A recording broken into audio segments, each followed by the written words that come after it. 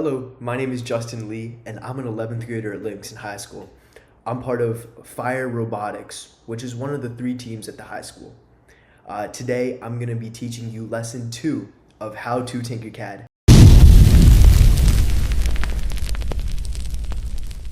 And today, we're going to be learning how to, number 1, join blocks, and number 2, how to create holes in blocks. So let's get learning.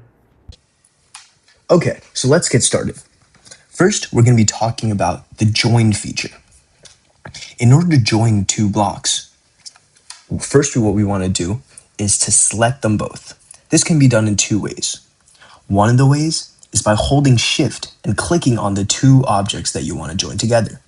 As you can see, the blue highlight indicates that both of them are selected. Another way that you can do this is by simply dragging on the TinkerCad software so that you create this lasso type of tool, and inside the box put in the two objects that you want to group. The purpose of grouping is to be able to simplify movement, right? You can simplify movement, and instead of having to move two blocks at once, you can just move the one thing together.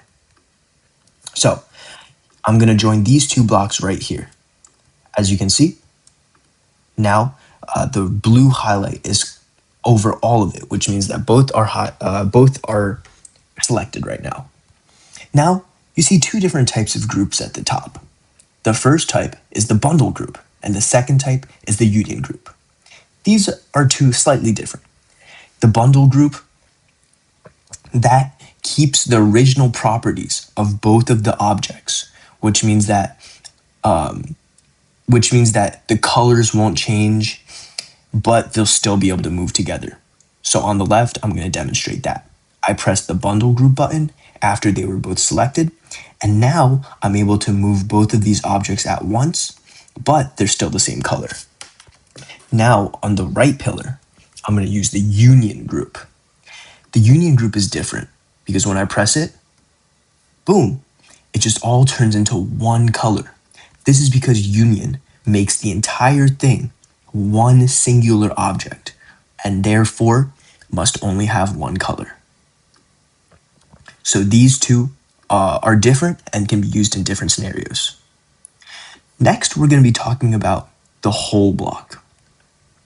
As you can see over here, the hole block can be found in your right menu, and it looks like a gray box, cylinder, and sphere with shaded patterns. Pretty much what we want to do is we want to put the hole exactly where we don't want anything in the future. What does that mean? Imagine I want there to be a big doorway right through the center of my house, right? Because right now I have a very bad house. Honestly, I wouldn't want to live in this house because how would I get in, right? But to make this door, I want there to be empty space all inside of this area right here. So by putting this hole block in that area, it will create empty space, which will eventually become the door. As we learned from last lesson, you can use these sliding tools to make the door bigger or smaller, or taller, depending on how many people you want to accommodate, maybe. Now that we have the hole block in its place, this doesn't really look like it's empty space yet. In order to do that, what we want to do is actually join the hole block with what we want to create empty space in. Right now, we want to create empty space inside the house. So we press Shift and select both the hole block and the house block. And by doing this, we can union group them, and then voila, we have a hole inside of it. So to reiterate, I'm going to make a window now to demonstrate. Imagine I want a window right here. What I'm going to do is I'm going to put my hole block inside where I want empty space because I want an empty window right there.